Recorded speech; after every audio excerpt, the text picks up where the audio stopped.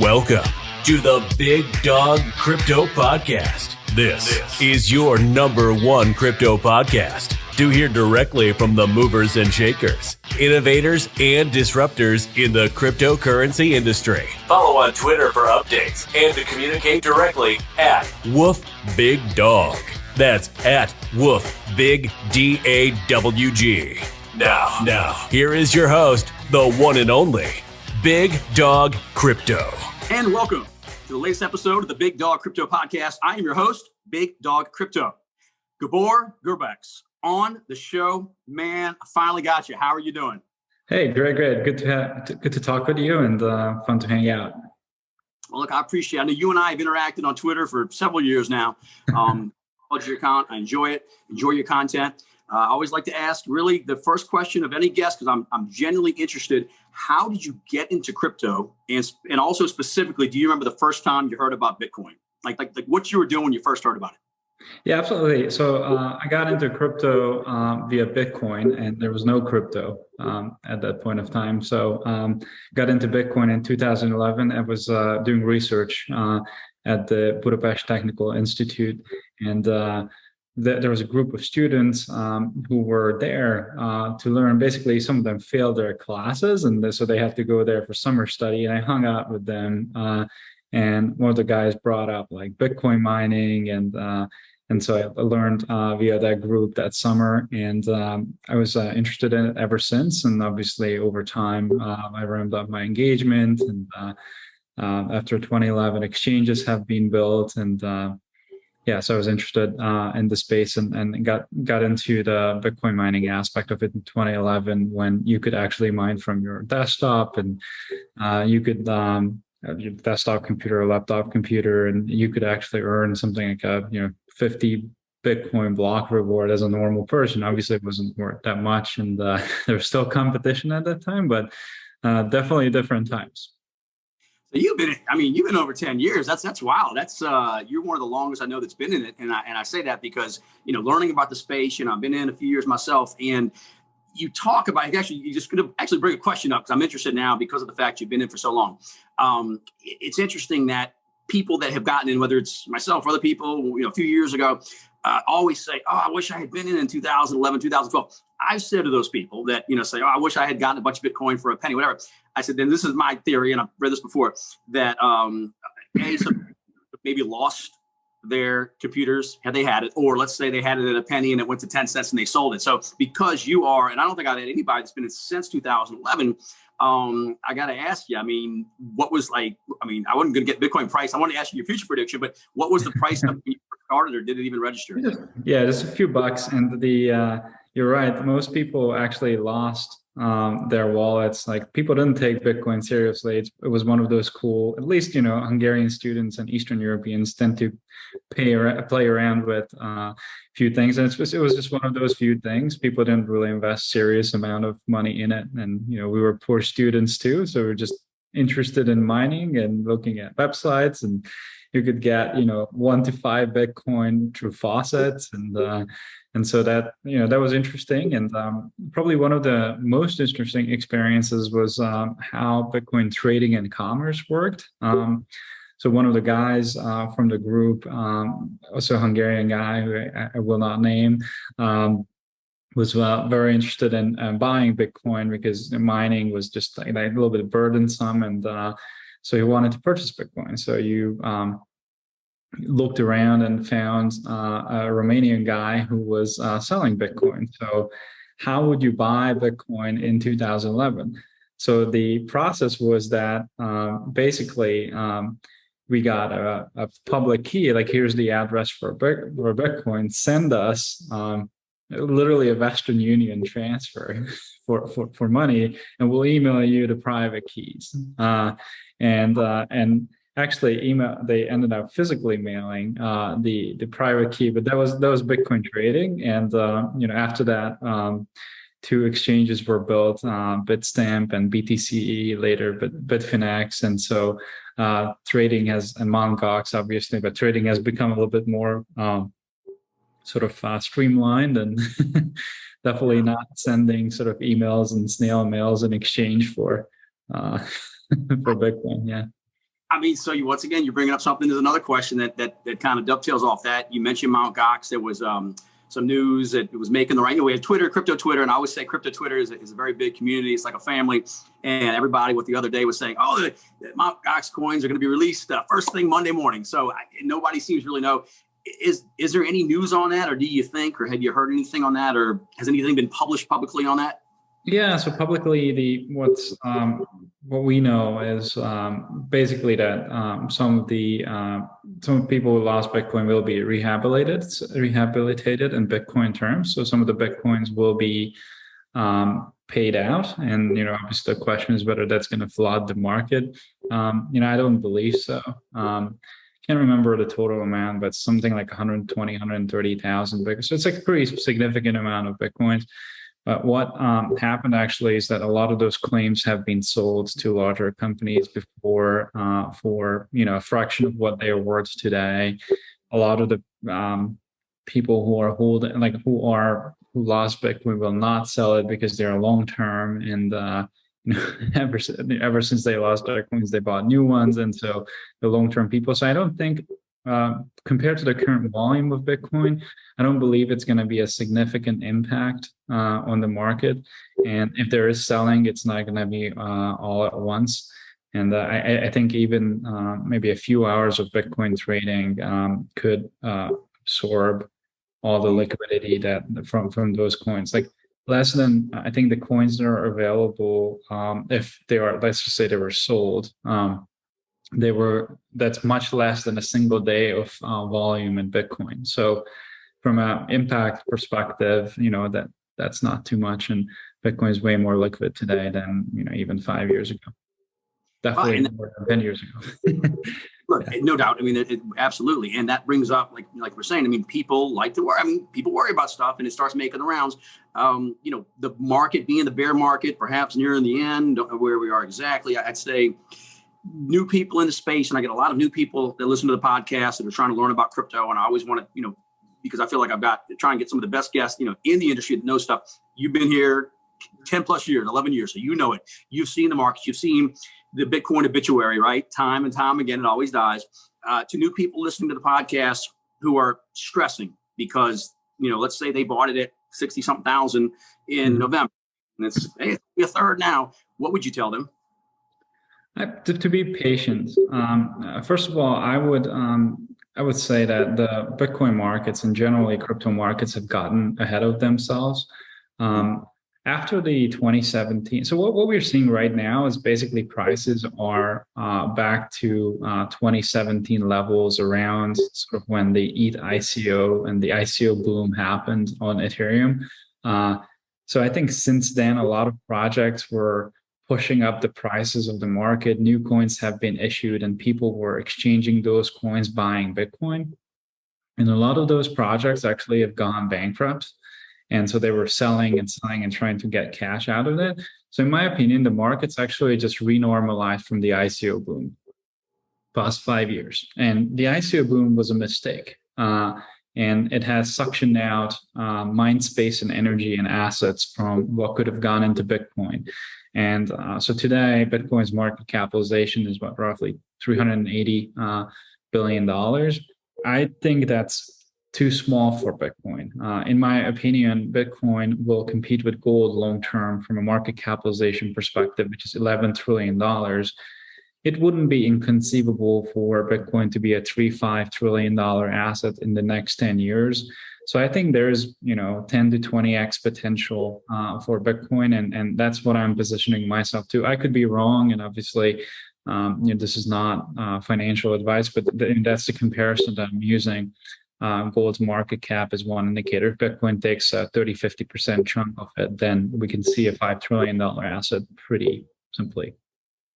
So kind of mentioning that as far as the current regulatory environment, Gary Gensler, I wasn't too familiar with him before. I mean, I had heard of him, but a little bit. But then before he became the head of the SEC, I started watching some of his videos at MIT. And I tell you, it's been a while since the university, since I watched college videos.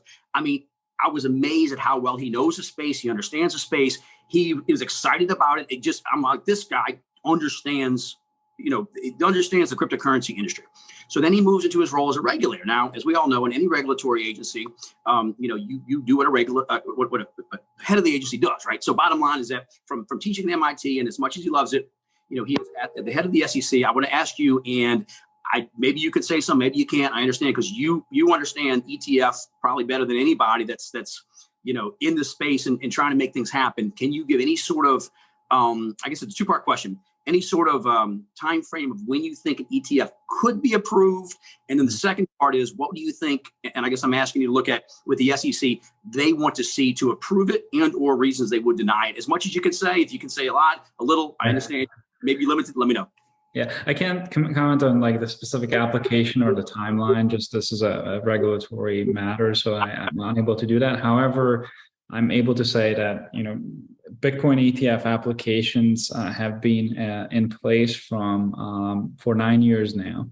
The SEC had more than enough time to study the markets, and I think it makes sense to approve a Bitcoin ETF. There's no good reason why not to approve Bitcoin ETFs and ETPs. So other countries, there's 15 jurisdictions in Europe that have Bitcoin ETPs trading. There's Brazil, Canada, a lot of Australia, other countries have Bitcoin products. Bitcoin is not unusual in that sense. In fact, in my opinion, they're more transparent than many of the commodities markets like gold and oil and physically traded products that are significant, but they have ETPs on it. So my bottom line is there's no good reason why not to approve an ETF in the US. In my opinion, Bitcoin ETFs are held hostage for political purposes. They're trying to understand, who regulates what, who regulates the spot platforms. Is it the SEC? Is it the CFTC? The CFTC seems to have jurisdiction around Bitcoin, but the SEC has jurisdiction about securitized products and commodities, which is an ETF is a securitized product on Bitcoin, which is a commodity. So again, so the concerns were custody of the assets. Can this asset be custodied? I think that's solved. Are there good pricing sources for an asset? I think that's solved. The third and biggest part is, are the exchanges that are trading Bitcoin prone to market manipulation? Are they appropriately surveilled? That is an unanswerable question, because you can say yes or no. Right. Bitcoin trading is more regulated than gold trading. There is multi-$10 billion gold products in the market. No one asks a question about it. And Bitcoin suddenly has this higher double standard for approval. So again, the hurdles are nonsensical and likely politically motivated. My only insight that is, potentially important that the regulators want to solve is like, who regulates crypto platforms and tokens. I'm assuming once that's more clear, then we would find a solution. Now, the only issue with this is we're already, 25th on the line. We are the largest capital markets in the US, and we've been leading, and now we are following from way behind. And I think that's not okay, and that sort of hampers capital formation, and that's not what America is all about. America is also not about one person calling shots, and this seems to, that seems to be how things go these days. And I think that's again, that's not how this country used to work.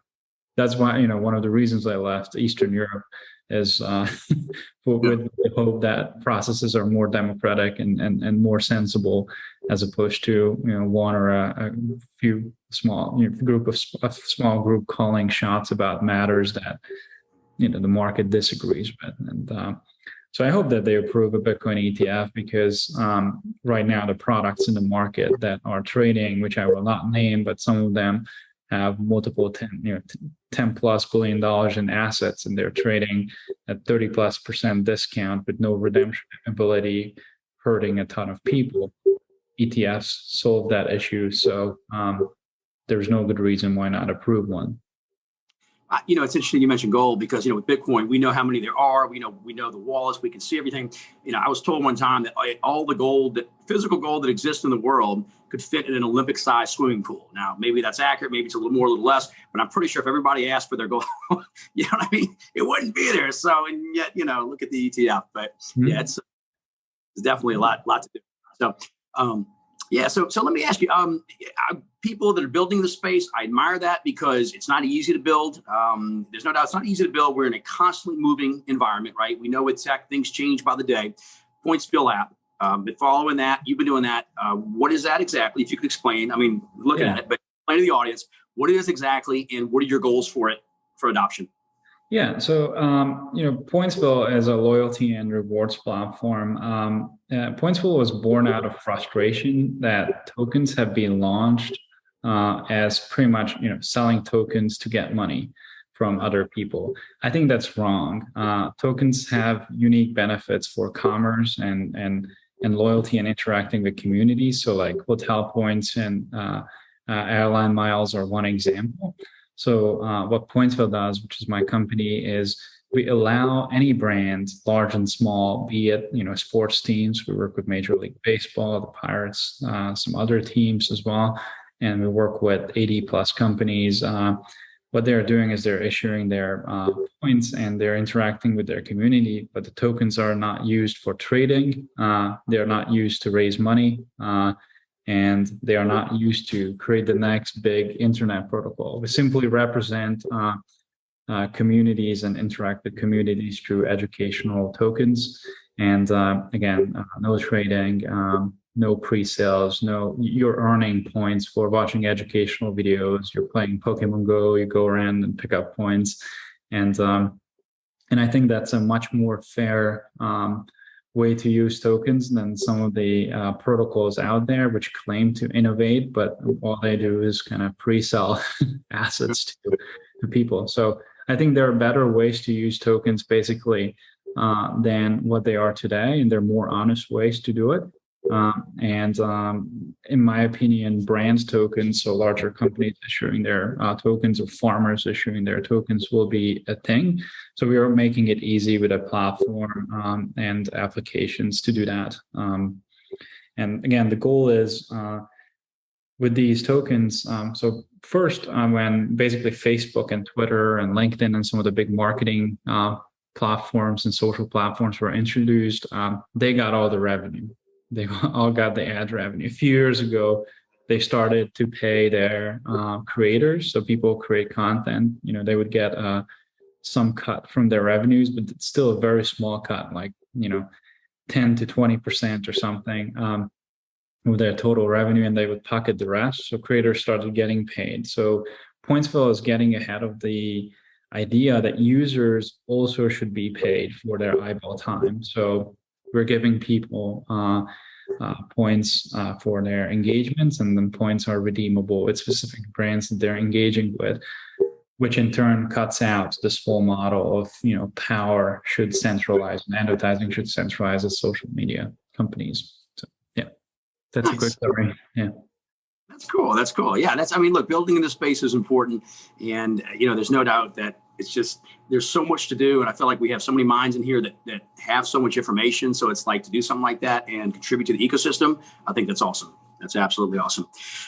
So looking ahead with crypto, and this is just a general thing about the crypto space and digital assets.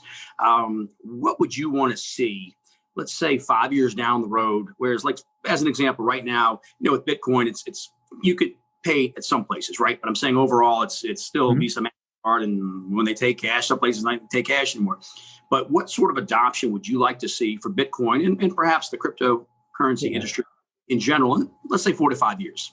Yeah, absolutely. So I would, a few categories. So I think we're going to see adoption in Bitcoin, stable coins, and gold and commodity-based tokens. And, obviously I'm betting on the brand space. So I think there's going to be adoption there as well.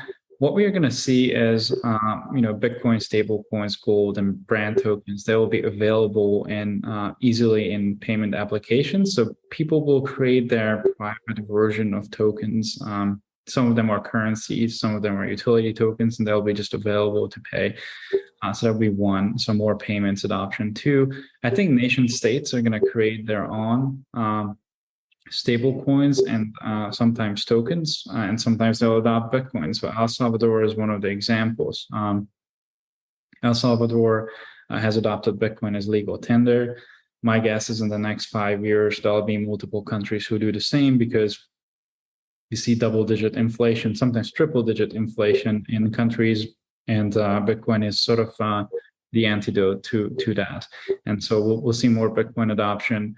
We'll also see, again, more dollar adoption in these countries. So USDT and Tether was one example. It's basically an offshore version of the dollar that got adopted by countries that had that, like Turkey, for instance, and Paraguay, Venezuela, South American countries, some Southeast Asian countries that are struggling with high inflation numbers.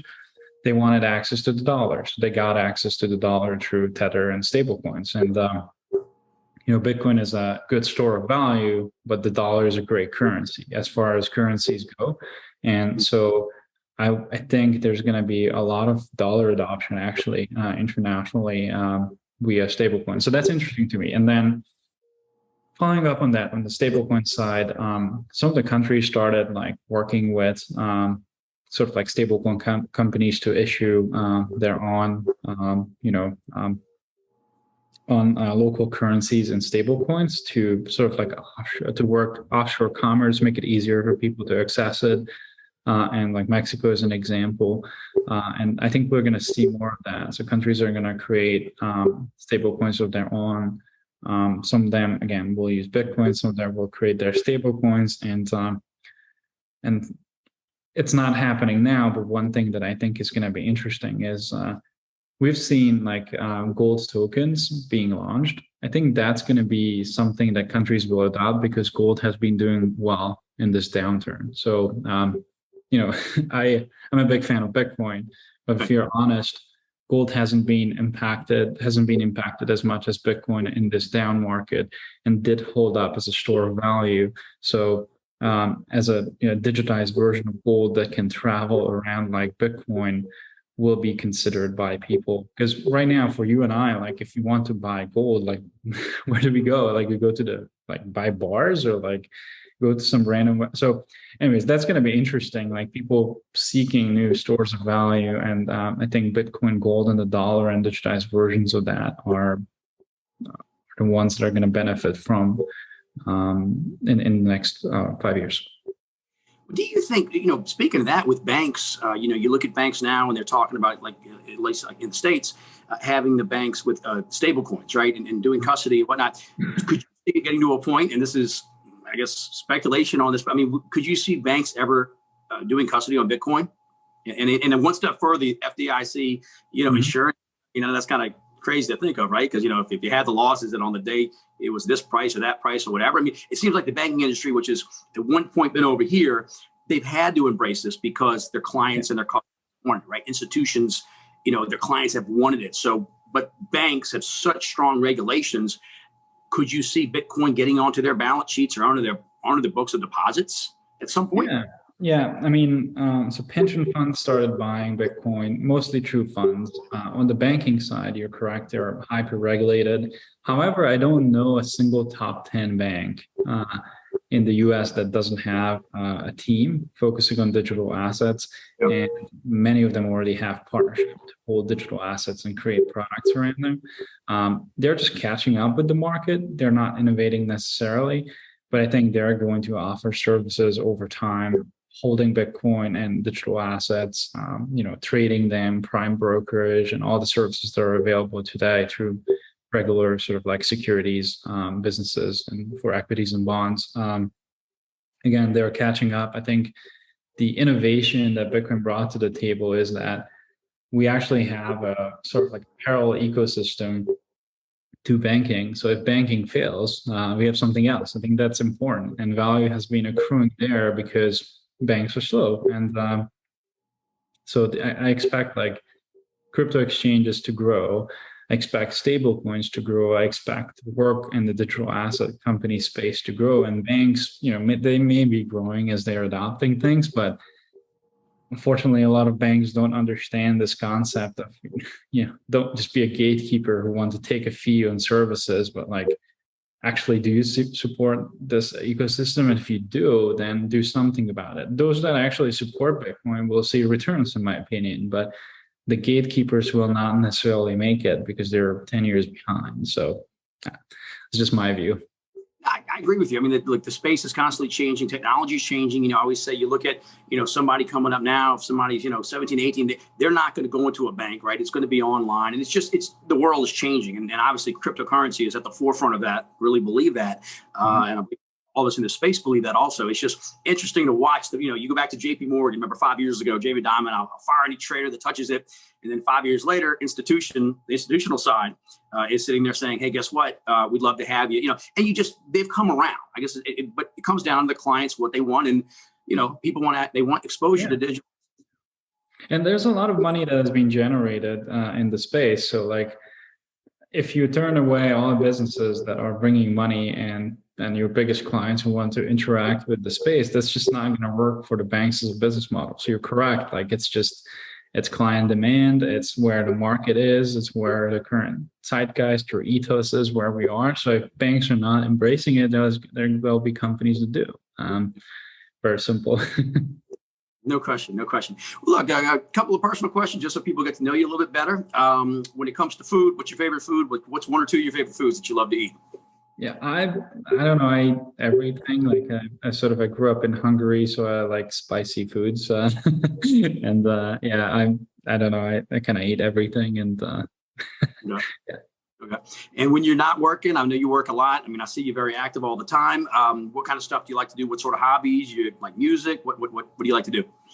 Yeah, I mean, I mostly work. It's unfortunately that's the stereotype about me, that I don't really have hobbies that much. But I guess like I do shoot, so I like handguns, and I do shoot. So I think that's fun. And when I get some time, I travel a little bit. But that's it. It ends up being work too. So yeah.